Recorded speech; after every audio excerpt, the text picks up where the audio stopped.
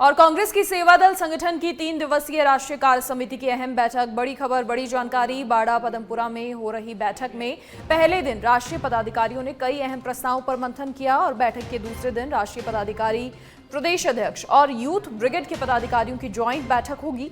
आखिरी दिन रवि मिलन और विस्तारकों की संख्या बढ़ाने जैसे अहम प्रस्तावों का अनुमोदन होगा और पहले दिन देश भर से आए संगठन के राष्ट्रीय पदाधिकारियों ने कई मसलों पर मंथन किया। कांग्रेस के सेवा दल संगठन की 3 दिवसीय बैठक, पहले दिन कई अहम प्रस्तावों पर मंथन हुआ और कांग्रेस के देश भर से आए संगठन के राष्ट्रीय पदाधिकारियों ने कई सारे मसलों पर विचार विमर्श किया, मंथन किया।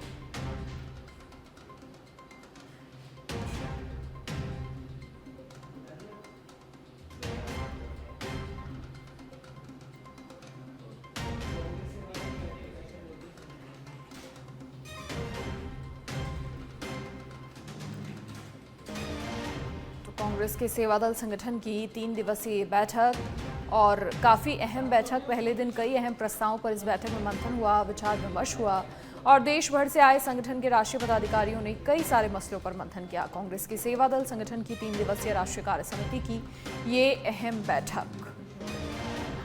बाड़ा पदमपुरा में हो रही बैठक में पहले दिन राष्ट्रीय पदाधिकारियों ने कई सारे अहम प्रस्तावों पर मंथन किया।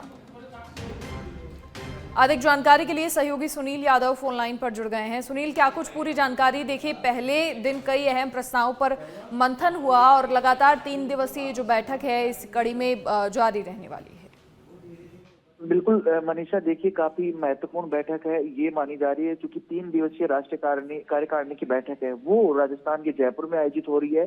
कांग्रेस सेवा दल जो है वो कांग्रेस का सबसे अग्रिम संगठन है वो माना जाता है और सेवा दल के जो थ्रू ही संगठन को किस तरह से मजबूत करना है, किस तरह से जमीनी स्तर पर कांग्रेस की विचारधारा को आगे लेकर जाना है, ये कांग्रेस सेवा दल काफी बढ़ चढ़कर करता है।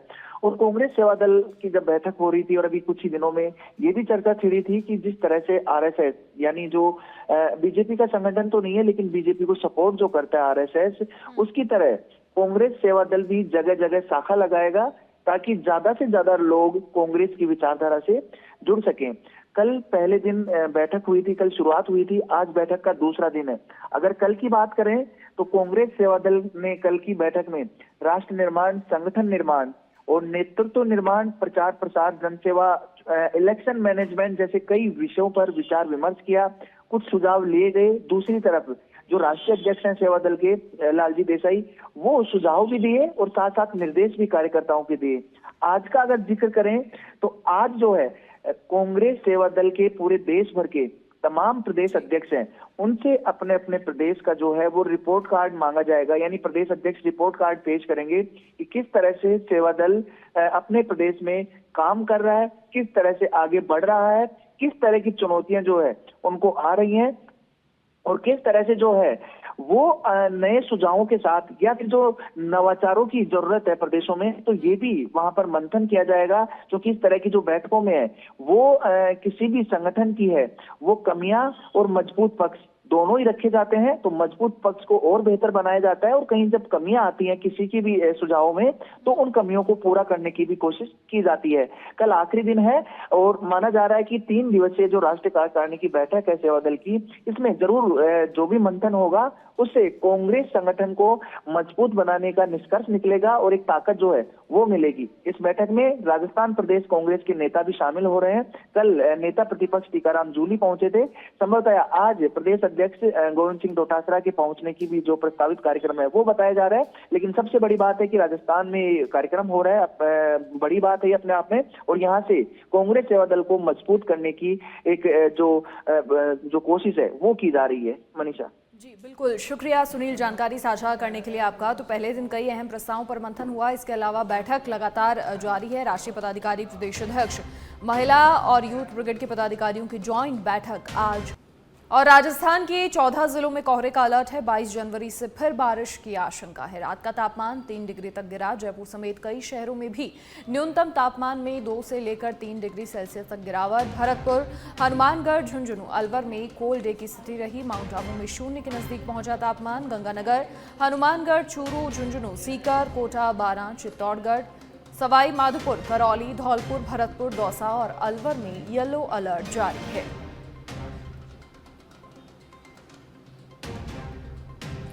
मौसम विभाग का जिलों के लिए येलो अलर्ट। गंगानगर, हनुमानगढ़, चूरू, झुंझुनू, सीकर, कोटा, बारां, चित्तौड़गढ़, सवाई माधोपुर, करौली, धौलपुर, भरतपुर, दौसा और अलवर ये जिले हैं जिनके लिए येलो अलर्ट जारी किया है। 22 जनवरी से फिर से बारिश की आशंका है और रात के तापमान में 3 डिग्री तक गिरावट दर्ज की गई है। अधिक जानकारी के लिए सहयोगी प्रमोद फोन लाइन पर जुड़ गए हैं। प्रमोद, क्या कुछ पूरी जानकारी? देखिए, मौसम में लगातार बदलाव भी देखा जा रहा है और निश्चित तौर पर तापमान में जो गिरावट हो रही है उससे लोगों को परेशानी भी हो रही है। 22 जनवरी से हो सकता है फिर बारिश हो, क्या जानकारी?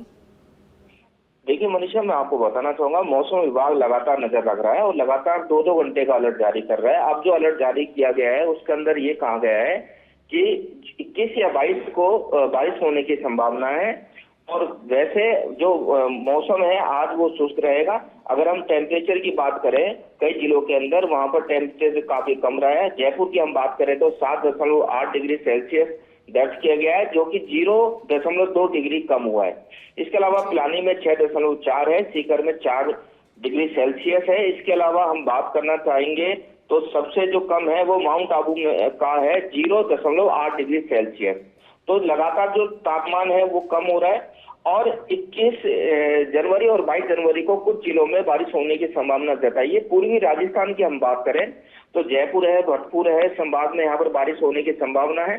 और पश्चिमी राजस्थान की हम बात करें जिनमें जोधपुर है, बीकानेर संभाग है, यहाँ पर बारिश होने की संभावना लगातार बनी हुई है। तो ये जो संभाग मैंने आपको बताया, जयपुर, भरतपुर, जोधपुर, बीकानेर, इसमें 21 और 22 जनवरी दोनों दिन बारिश होने की संभावना है।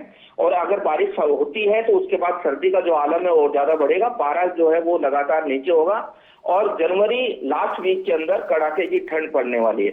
ऐसे में जो घना कोहरा है वो भी लोगों को सितम ढाएगा। इसके अलावा जो कड़ाके की ठंड है उससे भी लोग ज्यादा परेशान होंगे। तो आने वाले समय के अंदर सर्दी बढ़ने वाली है। जी चलिए, शुक्रिया प्रमोद तमाम जानकारी साझा करने के लिए आपका। तो रात का तापमान भी 3 डिग्री तक गिरा है और इसके अलावा अलर्ट मौसम विभाग की ओर से 14 जिलों के लिए जारी किया गया है।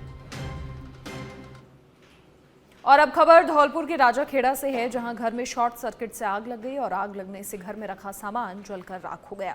हालांकि लोगों ने निजी स्तर पर आग बुझाने का प्रयास किया, लेकिन देखते ही देखते विकराल रूप आग ने धारण कर लिया और ऐसे में लोगों को काफी परेशानियों का सामना करना पड़ा। कड़ी मशक्कत करनी पड़ी आग बुझाने के लिए।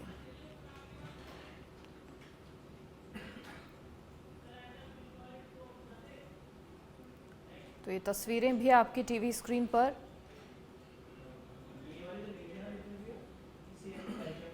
कड़ी मशक्कत के बाद आग पर काबू पाया।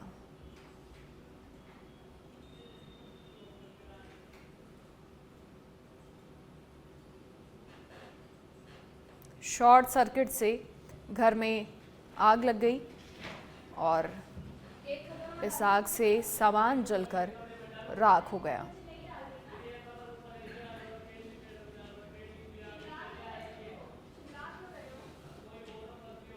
शॉर्ट सर्किट की वजह से घर में ये आग लगी। लोगों ने आग पर काबू पाने का प्रयास किया।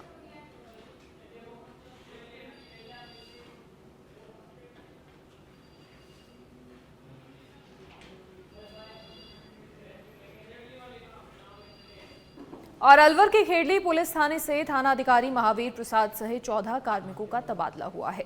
इसमें 3 एसआई और 3 हेड कांस्टेबल सहित 7 पुलिसकर्मी शामिल हैं। ये तबादला आदेश पुलिस अधीक्षक संजीव नैन ने दिया है। इसके बाद कठुमर सर्किल सीओ कैलाश चौधरी की अध्यक्षता में एक विदाई कार्यक्रम भी आयोजित हुआ।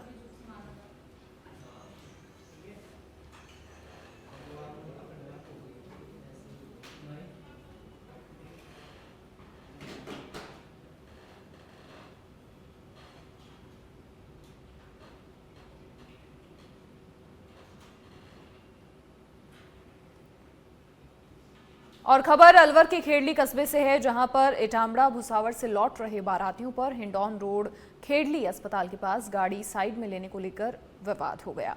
इसमें झगड़ा इतना बढ़ गया कि बारातियों में आधा दर्जन लोगों को चोट आई, जिन्हें खेड़ली अस्पताल पहुंचाया, जहां 3 लोगों की हालत गंभीर होने पर उन्हें रेफर किया गया। सूचना पर खेड़ली थाना पुलिस मौके पर पहुंची और 8 लोगों को हिरासत में लिया।